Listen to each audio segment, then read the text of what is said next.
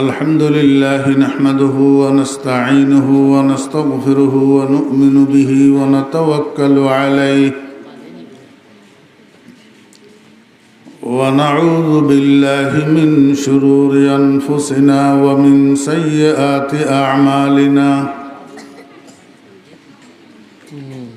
من يهد الله فلا مضل له ومن يضلله فلا هادي له ونشهد أن لا إله إلا الله وحده لا شريك له ونشهد أن سيدنا ومولانا محمدا عبده ورسوله صلى الله تعالى عليه وعلى آله وأصحابه وبارك وسلم تسليما كثيرا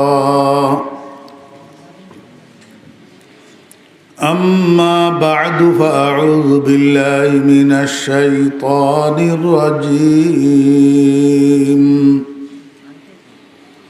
بسم الله الرحمن الرحيم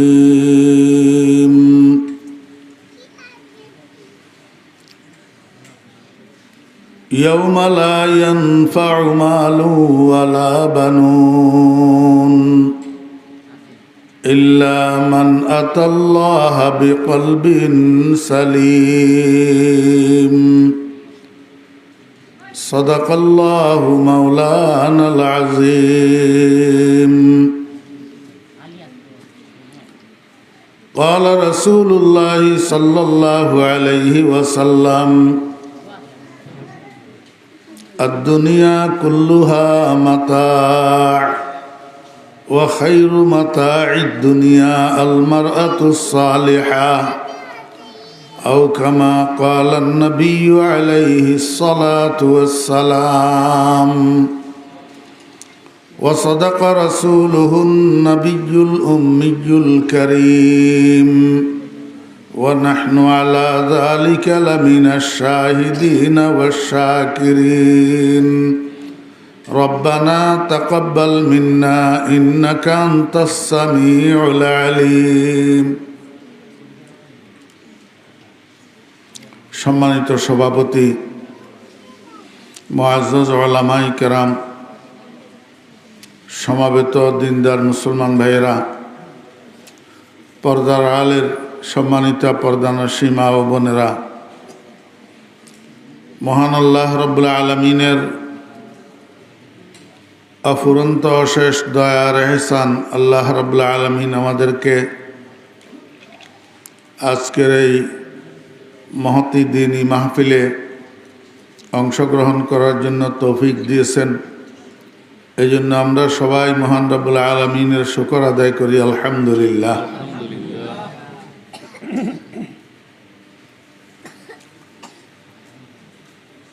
মানুষের শরীরের মধ্যে যেরকম রোগ হয় এরকম কলবের মধ্যেও রোগ হয়। কলব মানব দেহের হেডকোয়ার্টার, মানুষের শরীরের রাজধানী। রাজধানী যদি ঠিক থাকে পুরা দেশ ঠিক, রাজধানী অশান্ত হইলে পুরা দেশ অশান্ত। এই যে আমাদের চোখ, কান, মুখ, হাত, পাও এগুলা উল্টা চলে, গুনাহের দিকে চলে, গুনাহের কাজ করে। এটার কারণ হইল দিল ঠিক না থাকা। দিল ঠিক হইলে সব ঠিক। এখন দিল, এটা উর্দু ফার্সিতে বলে দিল, আরবিতে বলে কলব, ইংরেজিতে বলে হার্ট। এই জিনিসটা অসুস্থ হয়। শরীর অসুস্থ হইলে যেরকম রুচি পরিবর্তন হয়ে যায়, সুস্বাদু খাদ্য স্বাদ লাগে না, এরকম কলব অসুস্থ হইলে এবাদত বন্দেগী মজা লাগে না। গান বাজনা, আল্লাহর নাফরমানি, গুনাহের কাজ, এগুলা স্বাদ লাগে। আবার রুচি ফিরে আনার জন্য শরীরকে চিকিৎসা করা লাগে। এরকম কলবের রুচি ফিরে আনার জন্য কলবকে চিকিৎসা করা লাগে। আল্লাহ পাক কোরআন শরীফের মধ্যে বলছেন, কিয়ামতের ময়দানে তোমাদের সম্পদ, তোমাদের সন্তান, যেই দুই জিনিসকে তোমরা মেইন মনে করো, যেই দুই জিনিসের জন্য তোমরা পরিশ্রম করো, সম্পদ অর্জন করার জন্য, সন্তানের জন্য, এই দুইটা জিনিসের কোনো একটা তোমাদের কোনো উপকারে আসবে না, কোনো কাজে আসবে না কিয়ামতের দিন। কিয়ামতের দিন তোমাদের কাজে আসবে একটা রোগমুক্ত কলব, নিরাপদ কলব যদি লইয়া মরতে পারো, আর কিয়ামতের ময়দানে নিরাপদ একটা কলব, রোগমুক্ত একটা কলব লইয়া যদি উঠতে পারো আল্লাহর দরবারে, তাহলে এটা তোমাদের কাজে আসবে। এখন এই কলবকে চিকিৎসা করা দরকার। শরীরের চিকিৎসার জন্য যেরকম মেডিসিন আছে, ঔষধ আছে, ঔষধ সেবন করলে শরীর চিকিৎসা হয়, এরকম কলবকে চিকিৎসা করার জন্য মেডিসিন আছে। পুরা কোরআন শরীফ, হাদিস শরীফ পর্যালোচনা করলে দেখা যায় কলবের চিকিৎসার জন্য মোটামুটিভাবে মেডিসিন 4টা। 1 নম্বর মেডিসিন হলো তিলাওয়াতে কোরআন, কোরআন শরীফের তেলাওয়াত, যেটা এখন আমাদের সমাজে নাই বললেই চলে। শতকরা 90% মানুষ কোরআন তেলাওয়াত করতে জানেই না। একটা সমাজের ভিতরে তালাশ করলে 50 জন মানুষ পাওয়া যাবে না সহি কোরআন তেলাওয়াত করনেওয়ালা, নারী পুরুষ নির্বিশেষে। পুরুষেরাও কোরআন তেলাওয়াত জানে না, মহিলারাও কোরআন তেলাওয়াত জানে না। আর কিছু আছে জানে, কিন্তু অলসতাবশত কোরআন তেলাওয়াত করে না। এই কোরআন তেলাওয়াত না করার রোগ এইটা এখন মোটামুটিভাবে একবারে আমখাস নির্বিশেষে, আওয়ামেরা যেরকম করে না, আমরা মিয়া সাহেবেরাও করি না। কোরআন তেলাওয়াত নাই বললেই চলে। অথচ কোরআন তেলাওয়াত কিন্তু একটা মহৎ মেডিসিন। মানুষ যত বেশি কোরআন তেলাওয়াত করে তত বেশি কলবের চিকিৎসা হয়, কলবের সাফাই হয়, কলব পরিষ্কার হয়, কলব আয়নার মতো হয়। আর কলবের যখন মানুষ সাফাই হয় তখন মানুষের কাছে ইবাদত বন্দেগী মজা লাগে। ইবাদত বন্দেগীতে স্বাদ পায়, নামাজে স্বাদ পায়, রোজায় স্বাদ পায়, অন্যান্য ইবাদতে স্বাদ পায়। এই জন্য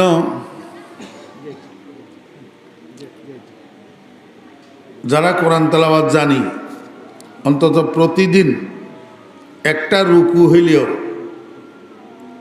কোরআন তেলাওয়াত করা চাই। আর যারা কোরআন তেলাওয়াত জানি না, এই 10টা সূরা তো জানি, আলাম তারা থেকে নাস পর্যন্ত, আলাম তারা কাইফা, সূরাতুল ফিল, এটা থেকে সূরাতুন নাস, কুল আউযু বিরাব্বিন নাস পর্যন্ত যে 10টা সূরা, এই 10টা সূরা তো আমরা নামাজের জন্য মুখস্থ করি, প্রায় সবাই জানি। তো সকালবেলা একবার, সন্ধ্যাবেলা একবার আউযুবিল্লাহ বিসমিল্লাহর সাথে এই সূরাগুলা 10টা সূরা তেলাওয়াত করব এবং নিয়ত করব কোরআন তেলাওয়াতের নিয়ত। এটা কোরআন শরীফ, তো সূরা এগুলা কোরআন শরীফ না, এগুলাকে তেলাওয়াত করব কোরআন তেলাওয়াতের নিয়তে। ইনশাআল্লাহুল আজিজ কলবের চিকিৎসা হবে, কলবের রোগ দূরীভূত হবে। 2 নম্বর কলবের মেডিসিন হইল জিক্রুল্লাহ, আল্লাহ পাকের জিকির, আল্লাহ পাকের স্মরণ। এই জিকিরটা 2 প্রকার। একটা জিকির হলো জিক্রে লেসান, মুখের জিকির। আরেকটা জিকির হইল জিক্রুল কলব, অন্তরের জিকির। অন্তরের জিকিরের বিপরীত হইল নেসিয়ান, মানে ভুলে যাওয়া। আর মুখের জিকিরের বিপরীত হলো এনসাত, মানে চুপ থাকা। আমরা আল্লাহ পাক আমাদেরকে কথা বলার যে একটা মেশিন দিছে মুখ, এটার তো আমরা বন্ধ রাখি না। যতক্ষণ আমরা সজাগ থাকি, ঘুমে না থাকি, ততক্ষণ তো আমরা কথা বলি। কিন্তু কথা বলি যে আমরা ভালো কথা বলি না। রসুল আকরম সাল্লাল্লাহু আলাইহি ওয়াসাল্লাম ইরশাদ করছেন, তোমরা যদি কথা বলো তো ভালো কথা বলো, আর না হলে চুপ থাকো। সাহাবীরা জিজ্ঞেস করলেন, ইয়া রাসূলুল্লাহ, ভালো কথা কি? রসুল আকরম সাল্লাল্লাহু আলাইহি ওয়াসাল্লাম বললেন, ভালো কথা হলো লা ইলাহা ইল্লাল্লাহ। এইটার চেয়ে ভালো কথা পৃথিবীতে আর কোনো কথা নেই। লা ইলাহা ইল্লাল্লাহ, এটা হলো পৃথিবীর সর্বশ্রেষ্ঠ কথা। একবার যদি কোনো মানুষে আওয়াজকে একটু টানি বলে লা ইলাহা ইল্লাল্লাহ, একবার যদি বলে, তার আমলনামার থেকে 4000 গুনাহ মাফ হয়ে যায়। আমার কথা না তো, আমার কথা হইলে আপনারা বিশ্বাস না করলে পারতেন। রসুল আকরম সাল্লাল্লাহু আলাইহি ওয়াসাল্লামের কথা, মান ক্বালা লা ইলাহা ইল্লাল্লাহ মাদ্দা বিহা সাওতাহু গুফিরা লাহু আরবাআতু আলাফি যামবিন। আওয়াজের একটু টানি যদি একবার লা ইলাহা ইল্লাল্লাহ বলে, তো আল্লাহ পাক তার 4000 গুনাহ মাফ করে দেন। একবার বললে যদি 4000 মাফ হয়, 100 বার বললে কত? 4 লক্ষ গুনাহ। একবারে 4000 হইলে 100 বারে 400,000 না, 4 লক্ষ গুনাহ। তো সকালবেলায় যদি আপনি ফজর নামাজের পরে 100 বার পড়েন, তাহলে 4 লক্ষ গুনাহ মাফ হইল। রাসূলুল্লাহ সাল্লাল্লাহু আলাইহি ওয়াসাল্লামের কথার মধ্যে নাউযুবিল্লাহি মিন যালিক মিথ্যা আসেনি? অবাস্তব আসেনি? না। রাইফেলের গুলি মিস হবে, নবীজির জবান মিস হইতে পারে না। 4 লক্ষ গুনাহ মাফ হবে। এবার সন্ধ্যার সময় যদি আর 100 বার পড়েন, আবার 4 লক্ষ গুনাহ মাফ হবে। তাহলে দৈনিক 8 লক্ষ গুনাহ যদি একটা মানুষের মাফ হয়, তো মৃত্যুশয্যায় শায়িত হইলে মানুষ এটার আমলনামার মধ্যে আর গুনাহ থাকেনি। আমরা অলসতা করি। 100 বার লা ইলাহা ইল্লাল্লাহ পড়তে বেশির থেকে বেশি 10 থেকে 15 মিনিট সময় লাগে। 24 ঘন্টা, 1 ঘন্টায় 60 মিনিট। এবারে 24-এর 60 দিয়া পূরণ করেন না, 24 ঘন্টায় আমরা কত মিনিট আল্লাহ পাকের দেওয়া হায়াত খরচ করতেছি। এখান থেকে 10-15 মিনিট সময় লা ইলাহা ইল্লাল্লাহ যদি পড়ি, তাহলে প্রতি শতে 4 লক্ষ গুনাহ মাফ। প্রতি শতে 4 লক্ষ গুনাহ মাফ। গুনাহ মাফ হয়েছে এটা তো আছেই, আবার সাথে সাথে এই লা ইলাহা ইল্লাল্লাহ যতবার বলতেছেন ততবার এইটার একটা ধাক্কা, ইল্লাল্লাহ বলতেছেন, ইল্লাল্লাহ এটার জরব বলে। জরব মানে ধাক্কা। এটার ধাক্কা কলবের সাথে লাগে। তো কলবের সাথে ধাক্কা লাগলে এই ধাক্কা এটায় কলব পরিষ্কার হয়ে যায়, কলবের রোগ দূর হয়ে যায়। পর্দায়ে হস্তি अगर सोजी बना रे ला इला आजमाबे पर्दा बीनी नूरे इल्लल्लाह रा। মানুষ লা ইলাহা ইল্লাল্লাহর জিকির করতে করতে কলব আয়নার মতো হয়ে যায়, আয়নার মতো পরিষ্কার হয়ে যায়। তো আয়নার সামনে যখন কেউ দাঁড়ায়, তখন ছবিটা আয়নার ভিতরে দেখা যায় না? ঠিক তদ্রূপ এই পরিষ্কার একটা আয়নার মতো কলব লইয়া মানুষ যখন সিজদায় যায়, তো কলবের আয়নার মধ্যে আল্লাহ পাক রব্বুল আলামিনের নূরের তাজাল্লি দেখতে পায়। এই জন্যই নামাজকে মেরাজ বলা হয় ইমানদারের জন্য। এই একটা জিকির, জিক্রে লিসান, মুখের জিকির, লা ইলাহা ইল্লাল্লাহ। যদি পারেন মুরব্বীরা 12 তসবিহ জিকির করবেন। 12 তসবিহ জিকির। 12 তসবিহ কি?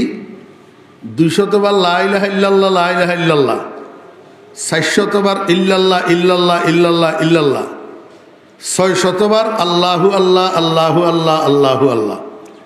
এটা 1200 বার। এটারে 12 তসবিহ জিকির বলা হয়। এই 12 তসবিহ জিকিরটা তরিকতের লাইনে মেহনত করি মানুষ যে আল্লাহর ওলি হয়, মানুষ যে বুজুর্গ হয়, এই যে এই শেখে কড়িয়া রহমতুল্লাহ আলাই, শেখে বাগা রহমতুল্লাহ আলাই, শেখে কাতিয়া রহমতুল্লাহ আলাই, শেখে গওহারপুরি রহমতুল্লাহ আলাই, আপনাদের এলাকার বুজুর্গানের দিন, সিলেটের। কিসের? সিলেটের। এই বুজুর্গানের দিন ওরা যে বুজুর্গ হয়েছে, আল্লাহর ওলি হয়েছে, কামেল হয়েছে, শেখ হয়েছে, এটার প্রাথমিক সবক, প্রাইমারি সিলেবাস হইল 12 তসবিহ জিকির। আপনি 40 দিন করি দেখেন না, 40 দিন একটানা তাহাজ্জুদের নামাজ সাথে 12 তসবিহ জিকির করি দেখলে আপনি নিজেই বুঝবেন এটার ক্রিয়া কি। আল্লাহু আকবার। 40 দিন একটানা করি দেখলে আপনার কাছে মনে হবে আপনার এখানে ভিতরে কেউ ভিতরে মোমবাতি একটা জ্বালাই দিছে, আলোকিত আলোকিত মনে হবে, আপনি নিজে টের পাবেন।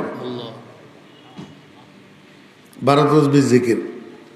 তো উঠতে বসতে চলতে ফিরতে আল্লাহ পাকের জিকির লা ইলাহা ইল্লাল্লাহ লা ইলাহা ইল্লাল্লাহ করবেন। আর যদি লা ইলাহা ইল্লাল্লাহ বেশিক্ষণ করতে মনে না চায় তো ইসমে জাতের জিকির করবেন। ইসমে জাত, ইসমে জাত মানে জাতে বাড়ির নাম, আল্লাহ পাকের জাতের নাম। আল্লাহ পাকের জাতের নাম কি? আল্লাহ। এই শব্দ এটা ইসমে জাত, আল্লাহ পাকের জাতের নাম, আল্লাহ পাকের জাতি নাম আল্লাহ। এটা উচ্চারণ করাই ইবাদত, উচ্চারণ করাই কি? ইবাদত। তো উঠকে বৈঠকে চলায় ফিরায় আল্লাহ আল্লাহ আল্লাহ আল্লাহ আল্লাহ আল্লাহ আল্লাহ আল্লাহ আল্লাহ আল্লাহ আল্লাহ আল্লাহ। কারো শুনানির দরকার নেই, জোরে করার দরকার নেই, ডাইনে বামে দেখার দরকার নেই।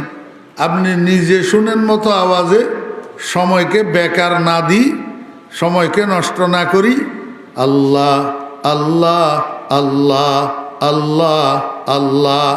আমাদের মুরব্বীরা তো বলেন প্রত্যেক নিঃশ্বাসে নিঃশ্বাসে আল্লাহ আল্লাহ করা দরকার। নিঃশ্বাসে নিঃশ্বাসে কি করা দরকার? আল্লাহ আল্লাহ করা দরকার। কেন? এই নিঃশ্বাসগুলার হিসাব দিতে হবে তো কিয়ামতের ময়দানে। নিঃশ্বাসগুলার এক একটা মানুষ 24 ঘন্টায় 24,000 নিঃশ্বাস নেই। এই 24,000 নিঃশ্বাস কোন কাজে ব্যয় করলাম কিয়ামতের ময়দানে আল্লাহর কাছে হিসাব দিতে হবে। তো যদি প্রতি নিঃশ্বাসে নিঃশ্বাসে আল্লাহ আল্লাহ আল্লাহ আল্লাহ আল্লাহ আল্লাহ, তাহলে আর এই নিঃশ্বাসগুলার হিসাব দেওয়া লাগবে না। আল্লাহু আকবার। আরেকটা উপকারিতা কি জানেন? এখন তো সব বিল্ডিং, আগের টিনের ঘর নেই। টিনের ঘরের উপরে যখন বৃষ্টির পানি পড়ে তখন বৃষ্টির পানি এগুলা কোন দিকে গড়ায়? নিচের দিকে গড়ায় না? আপনারা আমার কথা বুঝেন? টিনের ঘরের পানি নিচের দিকে গড়ায়। তো টিনের ঘরের সালের থেকে পানির ফোঁটা নিচে top top top top top top পড়তেছে, যে ওই নিচে এত বড় পাথর একটা। তো পাথর তো শক্ত, পাথর শক্ত না, কিন্তু দীর্ঘ সময় এই টিনের চালের থেকে পানির ফোঁটা টপ টপ টপ টপ নিচে পড়তে পড়তে এক সময় দেখা যায় পাথর এটার মধ্যে ছোট্ট গর্ত একটা হয়ে গেছে। কি হয়ে গেছে? গর্ত। অথচ পানি নরম, পাথর শক্ত, কিন্তু এই একটা একটা ফোঁটা দীর্ঘ সময় ফুটতে ফুটতে এই নরম পানি এটার ধাক্কায় শক্ত পাথরের মধ্যেও একটা কি হয়ে যায়? গর্ত হয়ে যায়। আল্লাহর আরেফেরা বলেন যে মানুষ আল্লাহ আল্লাহ আল্লাহ আল্লাহ আল্লাহ আল্লাহ করতে করতে এক সময় তার কলবের মধ্যে আল্লাহ খুদাই করা একটা নকশা হয়ে যায়। খোদাই করা একটা কি হয়ে যায়? নকশা হয়ে যায়। মানুষের কলবের মধ্যে যখন আল্লাহ পাকের জাতি নামের খোদাই করা নকশা হইয়া যায়, তখন ওই মানুষটার একটা কদমও আল্লাহ পাকের ইচ্ছার বাহিরে যায় না। এই এক উপকার। দ্বিতীয় উপকার হইল মানুষ সজাগ অবস্থায়, সচেতন অবস্থায় যেই কথা অবস্থায়, বেহুশ অবস্থায় মানুষের মুখ থেকে অটোমেটিক বাইর হয়। আপনারা দেখবেন আপনাদের এলাকায় এই নুরানি মক্তব আছে না? এই নুরানি মক্তবের ছাত্ররা মাদ্রাসার মধ্যে পড়ে যে নামাজের বাহিরে এবং ভিতরে 13 ফরজ হয় না? এই বাচ্চারা রাত্রে ঘুমায় যে ঘুমের ভিতরে বকে নামাজের বাহিরে এবং ভিতরে 13 ফরজ। ওই যেটা দিনের বেলায় পড়ে বেশি বেশি, এটা রাত্রে আবার ঘুমের ভিতরে কি বকে। আমি যখন জামাতে হাসতমে পড়ি তখন আমি এক বাড়িতে লজিং গেছিলাম। তো লজিংওয়ালারা আমার যেই ঘরে থাকতে দিছে এই ঘরের আরেক পাশে আমার বয়সী আরেকটা ছেলের থাকতে দিছে। এই ছেলে এটা রাত্রে যখন 12টা-1টা বাজে ঘুমের ভিতরে 10 টাকা, 20 টাকা, 15 টাকা চিৎকার মারি উঠে। আমি সকালবেলায় আমার লজিংওয়ালারা জিজ্ঞেস করলাম, আঙ্কেল কি ছেলে একটা আমার সাথে থাকতে দিয়েছেন, এটা তো সারা রাত ঘুমের ভিতরে 10 টাকা, 20 টাকা, 15 টাকা করে চিল্লায়। তো লজিংওয়ালা আমারে বলল, ভাতিজা এটা একটা হোটেলের মেসিয়ার ফ্লাইটা, ওই দিনভর কাস্টমারদেরকে খাওয়ায়, এবার কাউন্টারে বিল দেওয়ার সময় ডাক বলে যে 10 টাকা, 20 টাকা, এইটা আবার ঘুমের ভিতরে বকে। কথা বুঝছেন না বুঝেন না? अंदरीरा मी तराशो मी खराश ता दमे आखिर बवाद अल्लाह আকবার। আল্লাহর আরেফেরা কেউ দুনিয়ার মানুষ, তুমি যতক্ষণ চেতনে আছো, সজাগ আছো, হুঁশে আছো, এতক্ষণ লা ইলাহা ইল্লাল্লাহ লা ইলাহা ইল্লাল্লাহ এটা বেশি বেশি বলো। উপকার কি হবে? যখন আজরাইল তোমার রুহু নেওয়ার জন্য আসবে, আজরাইলের দেখি তুমি বেহুশ হয়ে যাবে। এই বেহুশি অবস্থায় তোমার মুখ থেকে অটোমেটিক বাইর হবে লা ইলাহা ইল্লাল্লাহু মুহাম্মাদুর রাসূলুল্লাহ। অটোমেটিক তোমার মুখ থেকে কালিমা এটা বাইর হবে। তো দুনিয়ার থেকে যাওয়ার সময়, মৃত্যুর সময় সর্বশেষ তোমার মুখের থেকে যদি লা ইলাহা ইল্লাল্লাহ বাইর হয়, কিয়ামতের ময়দানে তোমার কোনো হিসাব নিকাশ নেই, এমনি বিনা হিসাবে সোজা বেহেশতে চলে যাবে। কথা বুঝতেছেন? হ্যাঁ। তো কলবের চিকিৎসার 1 নম্বর মেডিসিন হইল কি? তেলাওয়াতে কোরআন। 2 নম্বর মেডিসিন আল্লাহ জিকির। 3 নম্বর মেডিসিন কাসরাতু জিক্রিল মৌত, মৃত্যুকে বেশি বেশি স্মরণ করা। এই মৃত্যুকে বেশি বেশি স্মরণ করা এটা কলবের মেডিসিন। বেশি বেশি স্মরণ করার দ্বারাই মৃত্যুকে কলব পরিষ্কার হয়, কলবের চিকিৎসা হয়। তো মৃত্যুকে বেশি বেশি কেমনে স্মরণ করবেন? একটা পদ্ধতি হইল দিনভর যত কাজ করবেন সব কাজকে শেষ কাজ মনে করবেন। একবার ঘর থেকে বাইর হলেন, মনে করবেন যে এই বাইর হওয়া আমার জন্য শেষ বাইর হওয়া, আমি এই ঘরে আবার জিন্দা ঢুকতে পারবো তার কোনো গ্যারান্টি নেই। একবার ঘরে ঢুকলেন, মনে করবেন এই ঢুকা আমার শেষ ঢুকা, এই ঘরের থেকে আমি আবার জিন্দা বাইর হইতে পারবো তার কোনো গ্যারান্টি নেই। একবেলা নামাজ পড়লেন, এই নামাজটাকে জীবনের শেষ নামাজ মনে করলেন।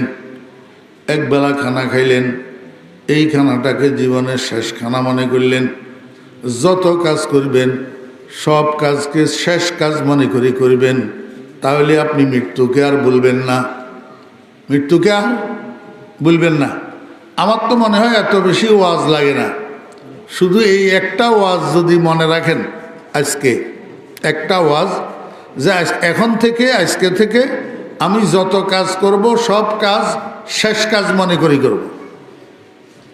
যে আমি ফরিদুদ্দিন আজকে আপনাদের এখানে এই নিদনপুর বয়ান করতেছি, হইতে পারে আমার জীবনের এটা শেষ বয়ান, আরেক জায়গায় যাইয়া যে আমি বয়ান করতে পারবো তার কোনো গ্যারান্টি নেই।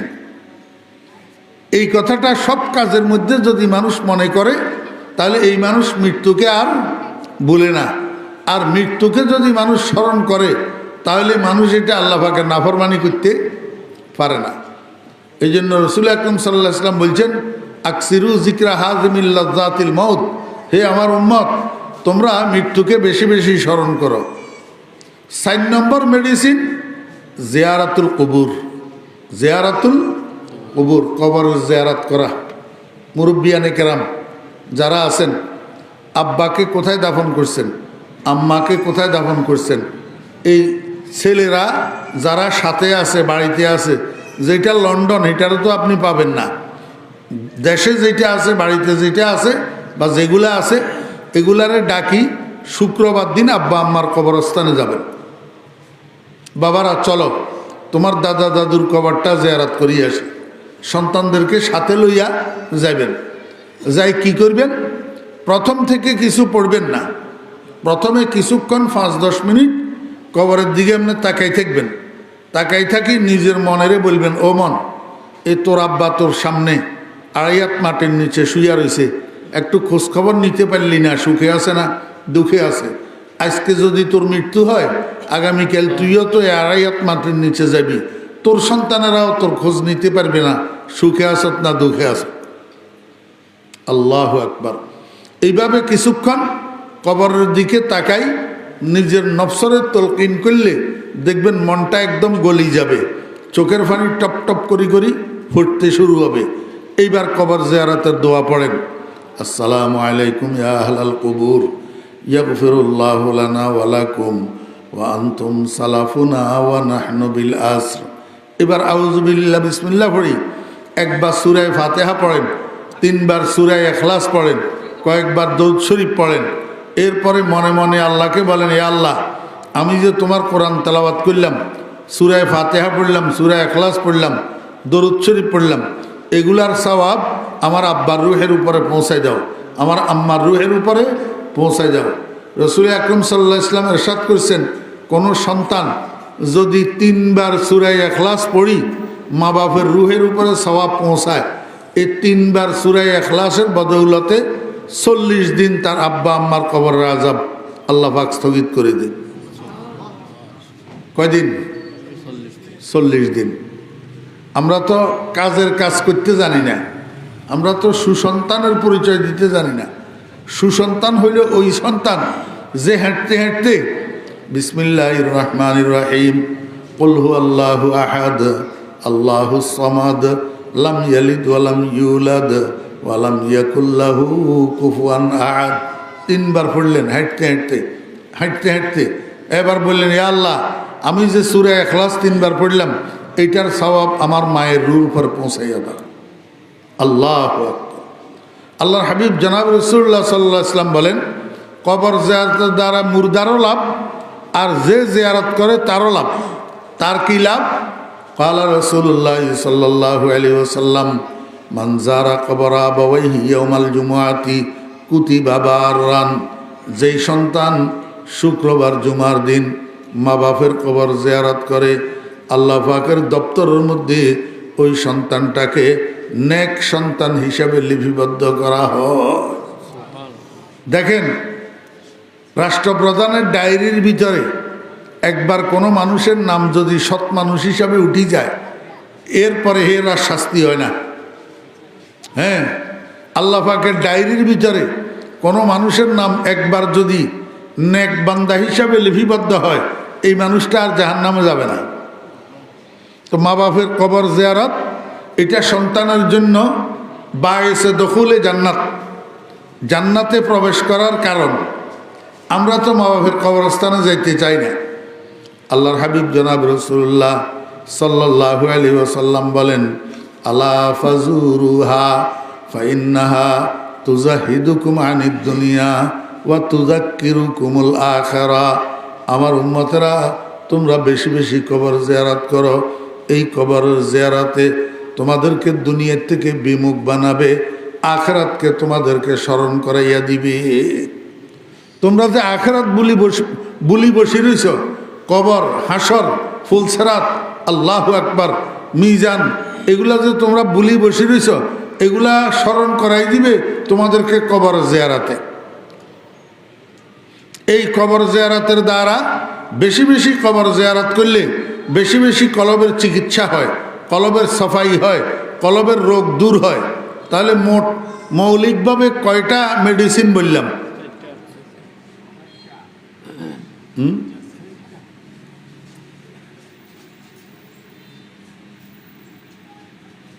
বুঝিতে পারেননি আপনারা আমার কথা?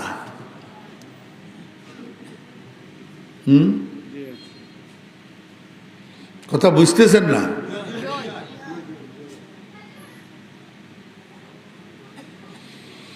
আস্তাগফিরুল্লাহ।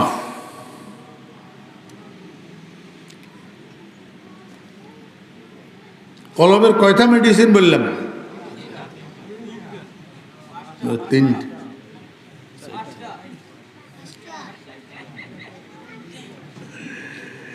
কেউ কয় তিনটা, কেউ কেউ 5টা।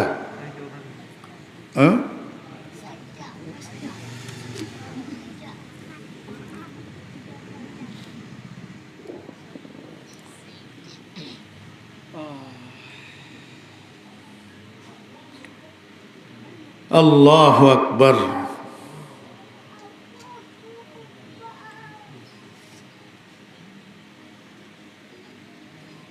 যাই হোক, আলহামদুলিল্লাহ। মোট কলবের 4টা মেডিসিনের কথা বললাম। কয়টা? 4টা। 1 নম্বর তেলাওয়াতে কোরআন, 2 নম্বর আল্লাহর জিকির, 3 নম্বর বেশি বেশি মৃত্যুকে স্মরণ করা, 4 নম্বর কবর জিয়ারত করা। বুঝছেন আমার কথা? বুঝছেন আপনারা? মনে রাখতে পারবেন? এই পর্যন্ত একটা কথা শেষ। আর একটা কথা, রাসূল আকরাম সাল্লাল্লাহু আলাইহি ওয়াসাল্লাম ইরশাদ করেন, আদ-দুনিয়া কুল্লুহা মাতা ওয়া খায়রু মাতাঈদ দুনিয়া আল মারআতুস সালেহা। গোটা পৃথিবীটা মানুষের জন্য সম্পদ। মানুষের জন্য কি? সম্পদ। আর এই সম্পদগুলোর মধ্যে সবচেয়ে উত্তম সম্পদ হইল নেককার স্ত্রী, নেককার স্ত্রী, নেককার বিবি। নেককার বিবি সবচেয়ে উত্তম সম্পদ। কেন? একটা সম্পদ হইল আপনি এখন সম্পদ এটা অর্জন করছেন, এখন এইটার দ্বারা উপকৃত হইতেছেন,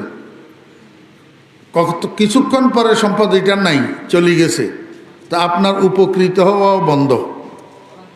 কিন্তু এমন একটা সম্পদ যদি হয় যে আপনি এই সম্পদটা এখন অর্জন করছেন, এখন সম্পদ এটা দিয়ে উপকৃত হইলেন, এবং এই সম্পদের দ্বারা সামনের দিকে এমন একটা ব্যবস্থা গড়ে উঠছে যে সম্পদ এটা নাই, কিন্তু আপনার উপকৃত হওয়া বন্ধ হবে না। উপকৃত হওয়া কি হবে না? বন্ধ হবে না। সেই সম্পদটা হইল নেককার বিবি। নেককার বিবি। বিবি নেককার যদি হয় তো পেট পবিত্র হয়। পেট কি হয়? পবিত্র হয়। পেট যদি পবিত্র হয়, সন্তান পবিত্র হয়। সন্তান যদি পবিত্র হয়, এক একটা মা যদি এক একটা নেককার বিবি হয়, এক একটা মা যদি এক একটা পবিত্র পেটওয়ালি হয়, এই পবিত্র পেটগুলার থেকে সন্তান যেগুলা বাইর হবে, এগুলোও পবিত্র সন্তান বাইর হবে। একটা পরিবারের সবগুলা পেট যদি পবিত্র হয় তো সন্তানগুলা পবিত্র হবে, পরিবারটা সুখী পরিবার, শান্তির পরিবার। একটা সমাজের সবগুলা বিবি যদি নেককার হয়, এই বিবিগুলার পেট যদি পবিত্র হয়, গর্ভ যদি পবিত্র হয়, এই গর্ভ থেকে যেই সন্তানগুলা বাইর হবে, এই সন্তানগুলা চারিত্রিকভাবে পবিত্র সন্তান বাইর হবে, তো গোটা সমাজটা শান্তির সমাজে পরিণত, সুখী সমাজে পরিণত হবে। আজকে আমাদের সমাজে চোর, ডাকাত, হাইজ্যাকার, খুনি, মদদি, জুয়ারি, এগুলা আল্লাহর নাফরমানির দ্বারা ভর্তি। যুবক তরুণদের মধ্যে 100 জনের মধ্যে 10 জন যুবক তরুণ পাওয়া যায় না চারিত্রিকভাবে পবিত্রতাওয়ালা। এটার কারণ কি? এটার কারণ হলো যে ফ্যাক্টরি থেকে বাইরে হয়েছে, ফ্যাক্টরি ঠিক নেই, ফ্যাক্টরি ঠিক নেই। ফ্যাক্টরির ডাইস যদি ভাঙ্গা থাকে তাহলে আপনার একটা গ্লাস ফ্যাক্টরির থেকে বাইরে হবে যে একদিকে দিয়ে ফুটা বাইর হবে, ডাইস ভাঙ্গা। তো মানুষ বানার ফ্যাক্টরি হলো মায়ের ফ্যাট, মায়ের ফ্যাট। মা যত চরিত্রবান হবে, মা যত নেককার হবে, মা যত দিনদার হবে, মা যত পর্দানসী হবে, তত এই পেটের থেকে সন্তান বাইর হবে দিনদার, নেককার, আল্লাহওয়ালা, পরেজগার, চরিত্রবান। আল্লাহু আকবার। এই জন্য রাসূল আকরাম সাল্লাল্লাহু আলাইহি ওয়াসাল্লাম ইরশাদ করছেন, আদ-দুনিয়া কুল্লুহা মাতা ওয়া খায়রু মাতা'id দুনিয়া আল মারআতুস সালিহা। এই জন্য মহিলাদেরকে নেককার বানানোর চেষ্টা করতে হবে। কেমনে করবেন? এখন যেগুলা মহিলা বড় হয়ে গেছে এগুলার তো আর ঠিক করার সুযোগ নেই। একটা রাস্তা আছে, আমি বলবো, এগুলার ঠিক করার সুযোগ নেই। এখন ছোট্ট ছোট্ট যেই মেয়েগুলা, যেই এই ফুরিগুলা আপনাদের বাসায় ছোট্ট ছোট্ট ফুরি, এগুলারে নুরানি মাদ্রাসায় পড়াইবেন।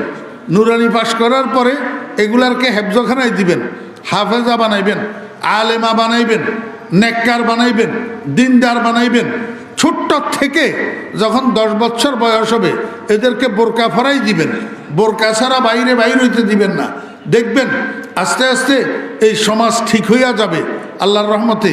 মাগুলা যখন ঠিক হইয়া যাবে, এই মাগুলার পেটের থেকে আব্দুল কাদের জিলানী বাইর হবে ইনশাআল্লাহ। আর যদি মাগুলা ঠিক না হয় তাই আল্লাহু আকবার।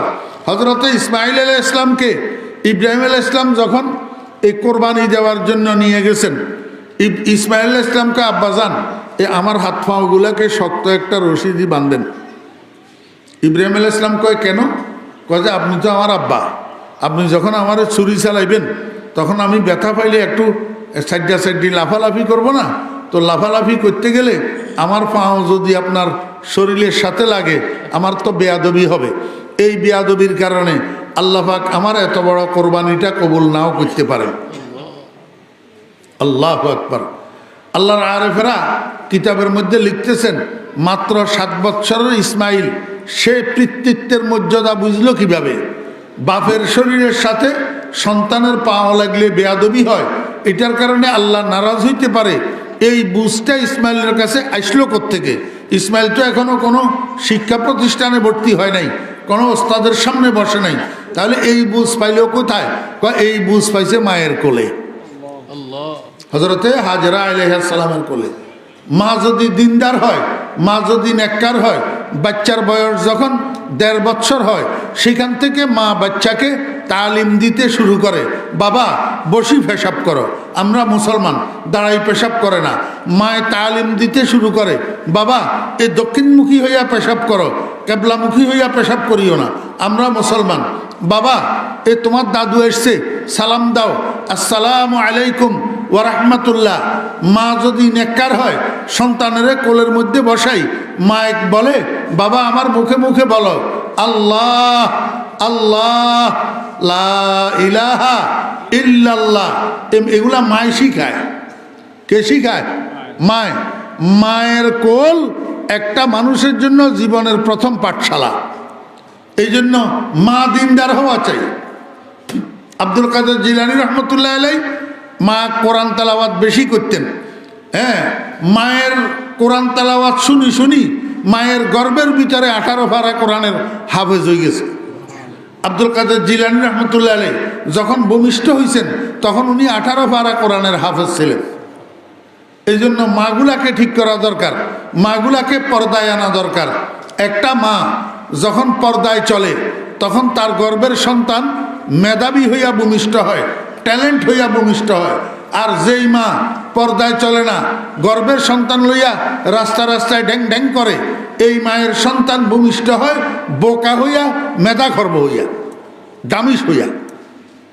আমার ভাইয়েরা, দোস্ত আহবাব, এই জন্য আমি সারা বাংলাদেশের মাহফিলগুলোতে একটা কথা বলিয়া বেড়াই, আমার মায়েরা, বাবারা, আপনারা যারা বিবাহিত বিবাহিতা আছেন, যখন দেখবেন আপনাদের সন্তান গর্ভে ধারিত হইছে, তখন বাসার মধ্যে স্বামী স্ত্রী দুজন ঝগড়া করবেন না, একজন আরেকজনকে গালিগালাজ করবেন না, ঘরের মধ্যে মারধর করবেন না, একজনের গায়ের উপরে একজনে হাত তুলবেন না।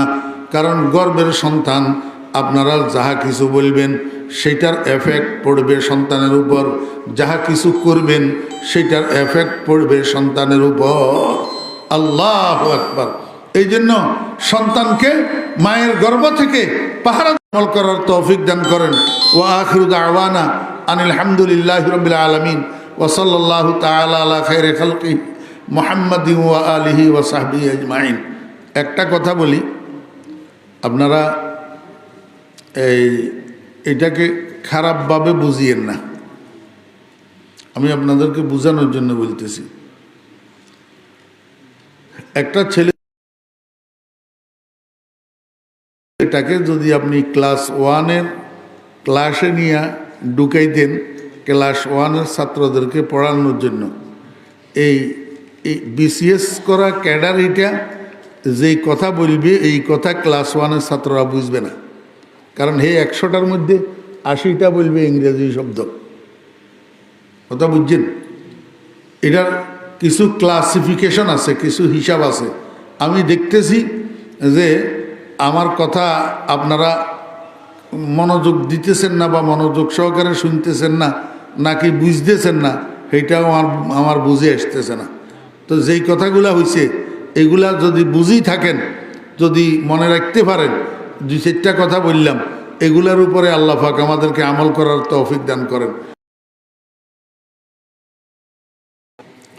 ওয়াসসালাতু ওয়াসসালামু আলা আশরাফিল আমবিয়া ওয়াল মুরসালিন। রব্বানা যালামনা আনফুসানা ওয়া ইল্লাম তাগফির লানা ওয়া তারহামনা লানাকুনান্না মিনাল খাসিরিন। রব্বানা হাব লানা মিন আজওয়াজিনা ওয়া যুররিয়্যাতিনা কুররাতা আ'য়ুন ওয়াজআলনা লিল মুত্তাকিনা ইমামা। রব্বিরহামহুমা কামা রব্বায়ানি সগীরা। এ আল্লাহ, আজকের এই মাহফিলকে কবুল ফরমান। এ আল্লাহ, যা কিছু কথাবার্তা হয়েছে ভুল ত্রুটিগুলা দয়া করে মাফ করে দেন। সহি কথাগুলোর উপরে আমাদেরকে আমল করার তৌফিক দান করেন। এ আল্লাহ, এই মাহফিলের উসিলায় এখানে যে মাদ্রাসা আছে, মাদ্রাসাখানা কবুল ফরমান। এ আল্লাহ, মোহতারাম শাহ হুজুরকে কবুল ফরমান, ছাত্র শিক্ষকদেরকে কবুল ফরমান, কমিটির ভাইদেরকে কবুল ফরমান। এ আল্লাহ, মোহাব্বত করনেওয়ালাদেরকে কবুল ফরমান, সাহায্যকারীদেরকে কবুল ফরমান, প্রতিবেশীদেরকে কবুল ফরমান। এ আল্লাহ, যারা মাদ্রাসা এই বেনা করছেন, জায়গা দিয়েছেন, আল্লাহ উনাদের দুনিয়া আখরাত আবাদ করে দেন। যদি অসুস্থ থাকে, আয় আল্লাহ আপনি শেফা দান করেন, হায়াতের মধ্যে বরকত দান করেন। যারা এন্তেকাল হয়ে গেছে উনাদের কবরকে জান্নাতের বাগান বানাই দেন। এ আল্লাহ, মাইকের আওয়াজ চতুর্দিকে যতটুক যাইতেছে সমস্ত কবরস্থানগুলির মুর্দেগানের কবরকে জান্নাতের বাগান বানাই দেন। এ আল্লাহ, আমরা যারা হাত উঠাইছি আমাদের জীবনের গুনাহগুলা মাফ করে দেন। আমাদের মধ্যে যারা অসুস্থ আছে শেফা দান করেন। আয় আল্লাহ, যারা দোয়া চেয়েছেন, কার কি হাজত আছে আপনার জানা আছে, সকলের মোবাহ হাজাত পূরণ করে দেন। আয় আল্লাহ, আমরা খালি খালি 2-2টা হাত আপনার শাহী দরবারে উঠেছি, আমাদের হাতগুলা খালি ফেরত দিয়েন না, আপনার রহমতের দ্বারা ভর্তি করে দেন। ইয়া আল্লাহ, আপনার হাবিবের সদকা দোয়া দরখাস্ত কবুল ফরমান। ওয়া সাল্লাল্লাহু তাআলা আলা খায়রি খালকিহি মুহাম্মাদিন ওয়া আলিহি ওয়া সাহবিহি আজমাইন বিরহমাতিকা ইয়া আরহামার রাহিমিন।